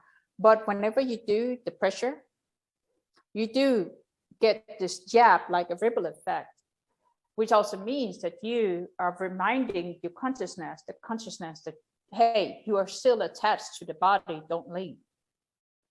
And that's one of the things that when I was holding him, holding his hand, was that I was just jabbing him every so often, just reminding him he still existed. Within those 5 days, I sat solid. The only time that I was not there was when I had to go to the bathroom or anything else, right? So the first night, one of the nurses says, "You're not hungry?" No. "You're not thirsty?" No. And she's like, "Do you need to go to the bathroom?" Because they came every so often. And I said, "No." Eventually, one of the girls came in and says, "I'll sit here. You go to the bathroom." And she did. She took my father's arm in her hand and did the same thing as I did. And I went to the bathroom. And every time that they wanted me to, "You want something to eat?" No. They brought something in, even though that I said I didn't want it. And in those 5 days where he was in coma, that entity, what you call it, or consciousness that was there, him and I talked. And I said, "You can't have my dad. He's not ready." And he said, "Well, he is, because he put that mark on his book, basically." And that's what we do. We do make our own decision when we're supposed to leave. And we have free trials, right? And after the free trials, normally the body is so deteriorated that we are leaving, right? So, but we have as a consciousness set those free trials before we actually entered the body. And this was my father's first time, right? And I said, "Well, no, he's not allowed to leave." "Well, I'm here to pick him up." And we talked, right? Him and I, and I said, we had this conversation, and he said, "Well, you know how the rules are." And I said, "Yeah, I do, but no, you cannot." Well, and eventually he said, "Well, it's up to your father." I said, "I know." And I realized that, well, I helped him at, somewhere level. My dad had a stay in this, that he was ready to stay. And I said, "Would you do me a favor? Would you tell him that," because I knew that at that moment I could not have the contact with my dad, but he could. He was the one that had the contact. "Would you tell my dad that he has a choice?" I said, "Yeah, because he is supposed to do that." And of course, with that said, was that because of the debate, in the end, because I said that, I said, "Well, you know what? You got to understand, I'm above you, right? And I know that he has a choice. This is not the end. He can decide whether he wants to stay or not, but he has to be shown the options."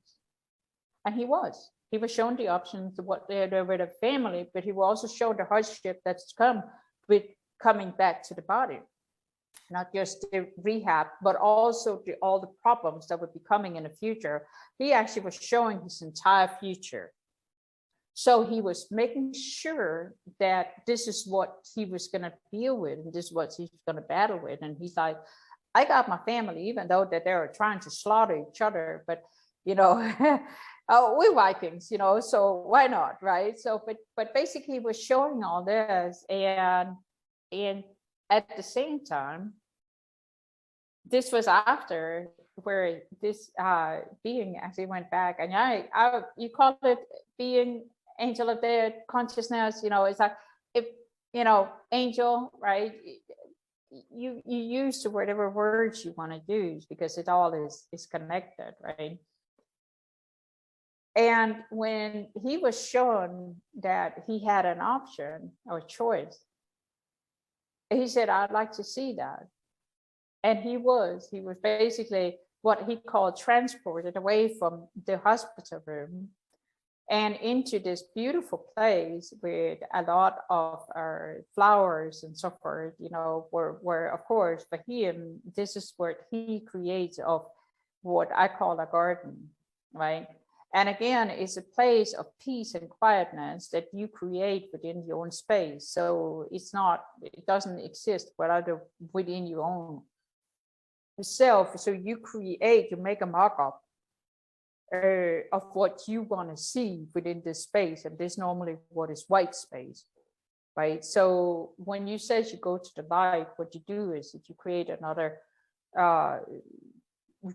alternative reality before you actually exit out as a consciousness, and that light is an what can we call it, illusion that exists depending on where you are as a being, a human being at that time, and at the elevation of your advancement.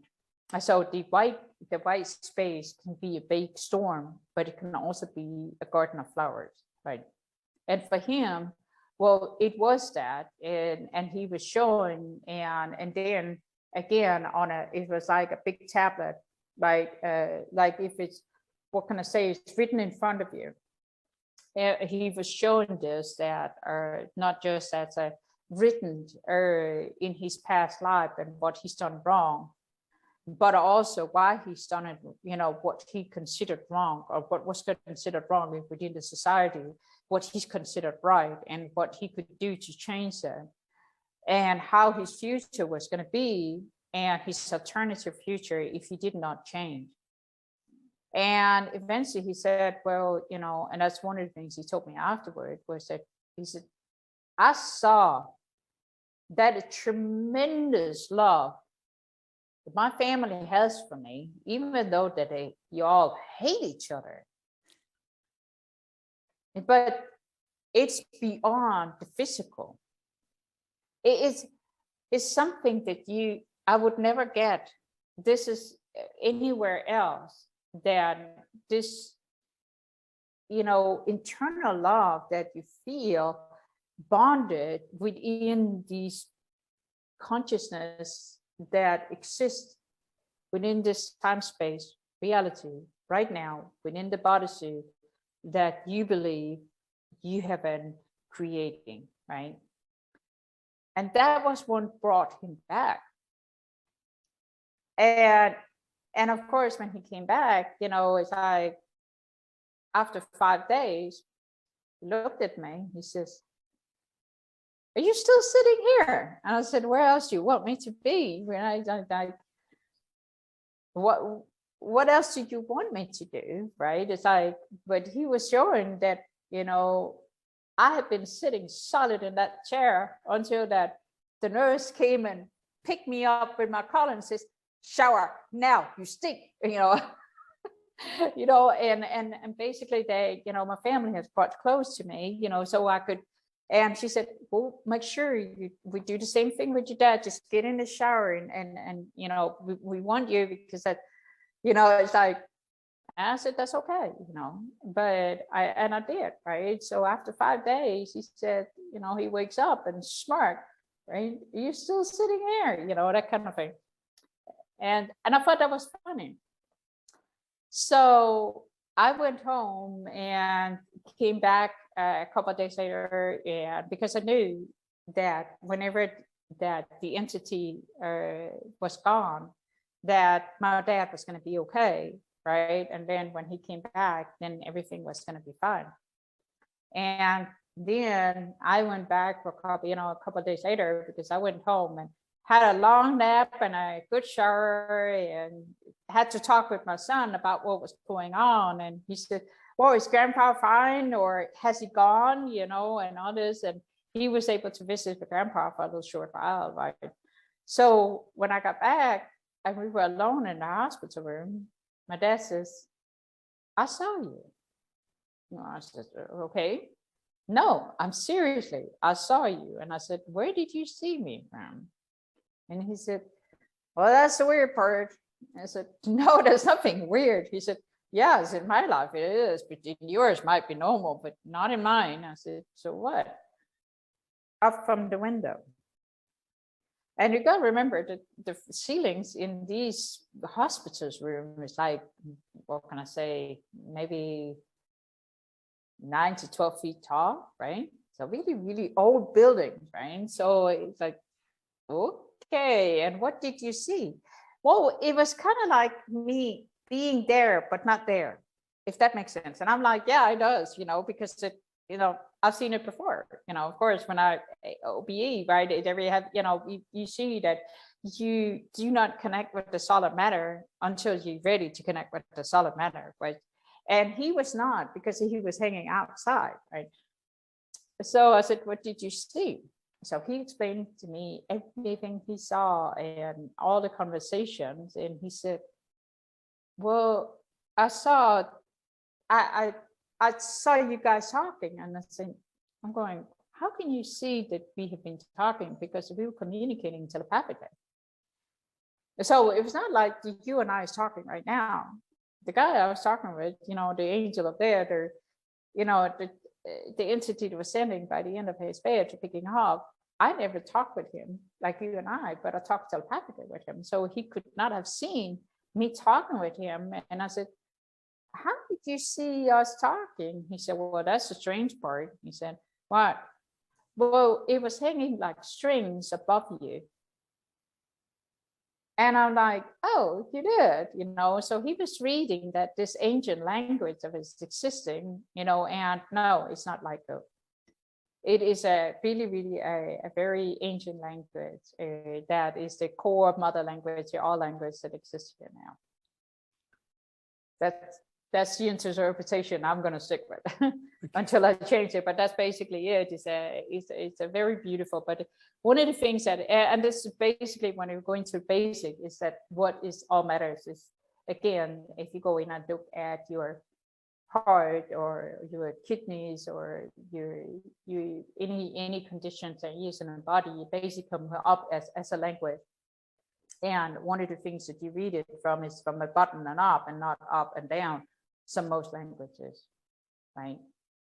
And so basically it's like a phonic, which means that if you look at anything else, it's like a lamp, right? It's white, metal, light, right? That kind of thing, right? And that's basically what he saw, was that he saw that projection, and I'm like, wow, right? Because I kind of like missed that someone actually saw that, right?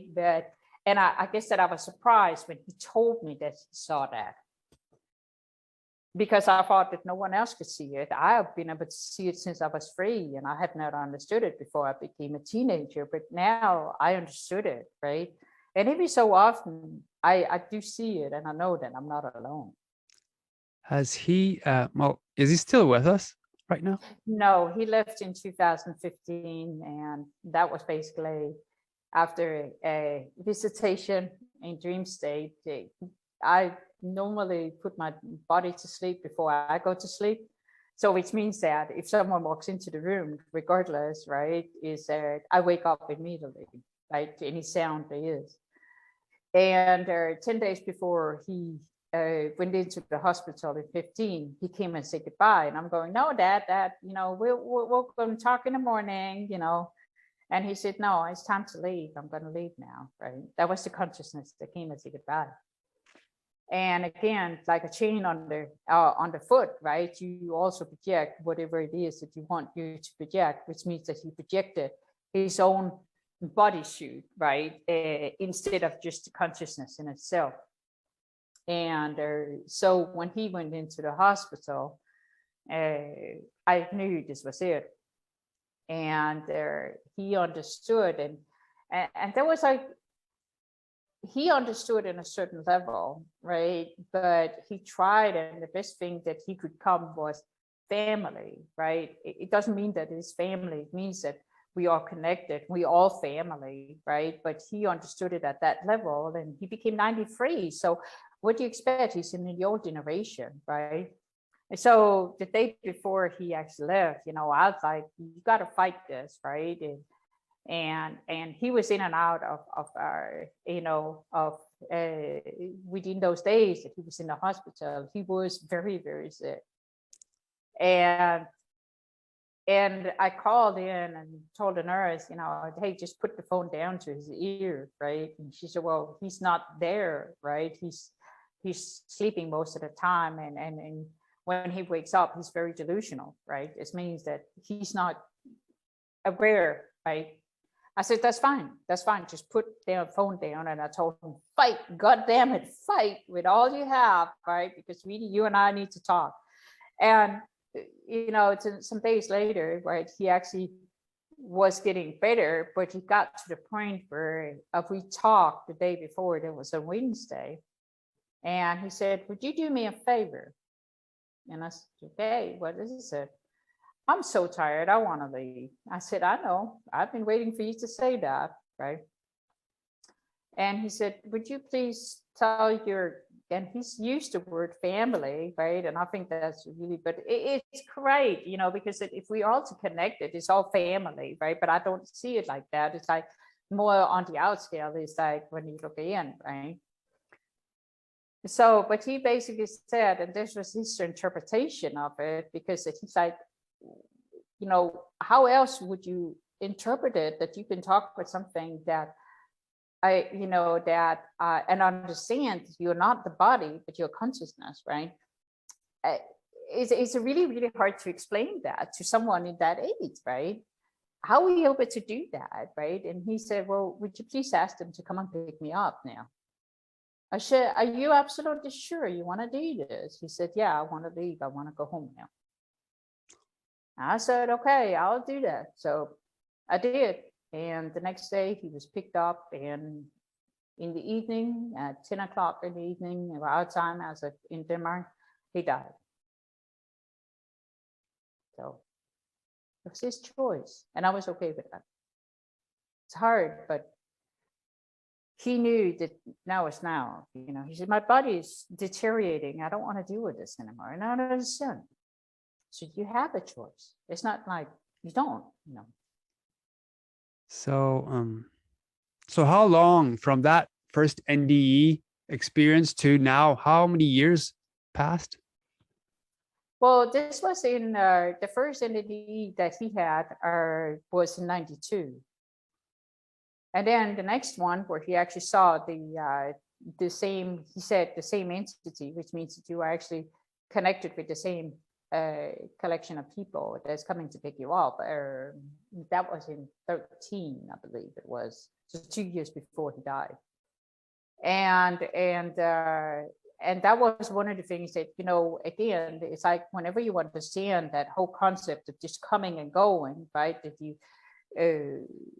you can exist and connect with space outside the body, then you just do it, right?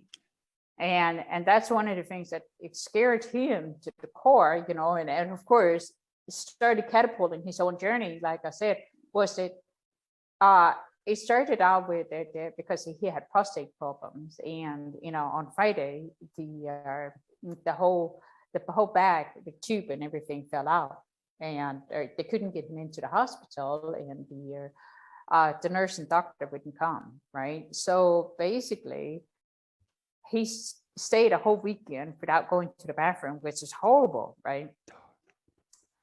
And when we got to Monday, because I called him every day, when we got to Monday, he's like, so I asked him, how are you doing? He said, I'm doing fine. I said, no, you're not, Dad. He said, do you remember that guy that was standing at the end of my bed, and I could just feel it like, oh, you know, I knew precisely what he was talking about. I said, yeah, well, he's here now. And I'm going, okay, that's bad. That's really, really bad. That was his second time, right? And I said, are you ready? He said, not really, you know, are you sure? Yeah, I'm not really, you know. I said, okay, fine, I'll be right there. I'm 4 hours away from him. He just said, what do you mean you're gonna be right there? I'm gonna be right there. No. And I was. And I ended up calling my son, which was here in school, and his doctor, and 3 days later, you know, he went into the, you know, hospital, and 3 days later when he got the phone, he called me and told me everything he saw. And I'm like, you know, you're not supposed to see that. He said, yeah, I figured that out so much, you know, but who are you? I said, well, that's a long story. And it became a long story because we spent the next 2 years talking about it, that we do exist. We do understand, that some of us understand how to move without having to bring the body as a as a ball of chain around the foot with us, right? That we can and do that without, but it's also something that we don't talk about because it scares a lot of people, because you have to understand the core of what light, energy, and psychology and quantum physics is, and so forth. So in the basic terms of what we see as the human race is perceiving it, right? I know it's hard, it really is, but when we get to that point, 9 out of 10 times, of all the friends that I have met and all the things, all the people that I've seen that come to me and that I help home too, it's like they have had the choice, right? It doesn't mean that it's like going to work, right? You are not the work, you're not the job, and you know that, right?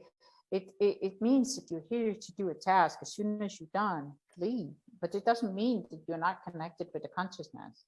The consciousness, your body is not. You see we see our families as the one that we see here without looking beyond. But as soon as you look beyond and realize that you're already connected and always and will always be connected, you feel it through your heart chakra, right? Or you feel it through your any one of the other chakra, but very mainly on the heart chakra. And of course, one of the others is also the sub chakras, right? Where you feel it around the shoulders, right? You feel that someone is standing there. And which also means that even though that the body of your mom has left, right? She has never left as a consciousness. She will always be there. You will always be able to connect with her of any level, but it's merely the matter of where was she supposed to go? Was she supposed to, and I'm not going to say was she, because she was supposed to leave. It's just a matter of we don't understand the grand scale, because again, we look at it through the eyes of the body. Now, when you get up in the morning, right, it's a new morning, but what if we say that when we go to bed in the evening, that's where we stop? And then the next morning when we go up, we start again. It would be the same thing as looking at death. Death has no ending. It's more like you getting off from work and then you starting again in the morning. And in between, whenever you're in sleep states, you either stay in the bed or stay in the body, right? The bodysuit, because you don't understand that you are that.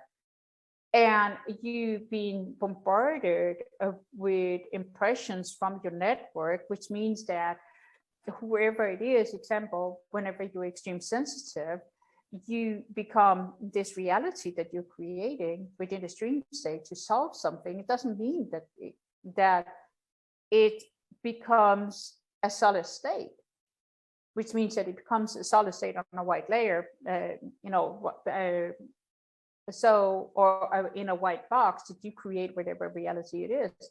But it also means that if you have someone that is like very high psychic, they are able to use your abilities as a sensitivity person. If you don't understand your consciousness, just jump and become more solid in their own state, right? So if you have someone that needs to bilocate or astral project to find some data, they use your abilities to become more solid, and so they can connect with the consciousness, with the matter where they're jumping to. Now, I suspect we barely scratched the surface of your story. If people want to purchase your book, where do they go to? Amazon, or they can basically connect with me, personally. But right now, I'll suggest Amazon. And I'll see here. This is see if I can. Yeah, we see like it. this. Yeah, it's good. Good. Beautiful. This is basically the copy. I know it's mirrored, but I got right here. And it basically explains the first 26 years of my life, including me be able to communicate with someone that has another bodysuit, which is in the last chapter, and where we able to he's able to see me walking into the hospital room and holding his hand, even though that as a consciousness, even though that my body is here and he is in Louisiana. The reason why I'm here is to feel connected again and start, on my second book. But there's going to be a lot of more data into it, means that it's going to be a lot of science, and I'm trying to find a equality for people actually to stay within that stage of understanding. Well, for some it's just a good story, but I also, like I said, dive into the science behind it, because this is not just a, if I can't calculate it, it's not real. It's a very intriguing journey. It's a very interesting journey. And I so far I've seen a lot already, and I'm just ready to. I hope that with this in the future that I'll be able to not just open up the field of quantum psychology, but also quantum medicine, because we need to have those two. Yeah. We cannot live without. Whenever we start understanding how it's connected, and if we back out on that and say, well, this is it, we don't believe in this, we don't understand this, we disobey it, we just disregard it. Well, we also know that, hey, you can always go back and play in the sandbox. I can always put a car or a toy in there for you to have fun with, But we have to move up, and we have to get into that point of understanding to create the new data and not live on the past, right? Beautiful. Well, thanks again for coming on, and to those watching today's show, hope you enjoyed it. I'm your host, Mr. Gray, and I'll see you guys next time. So take care, everyone. Hello, everyone. This is Mr. Gray, and thanks for watching today's episode. If you are an abductee, contactee, or experiencer, and you believe that your story could help others, please feel free to contact me through my YouTube channel email. When it comes to experiencers, the ET phenomena, and the future, remember, truth will out.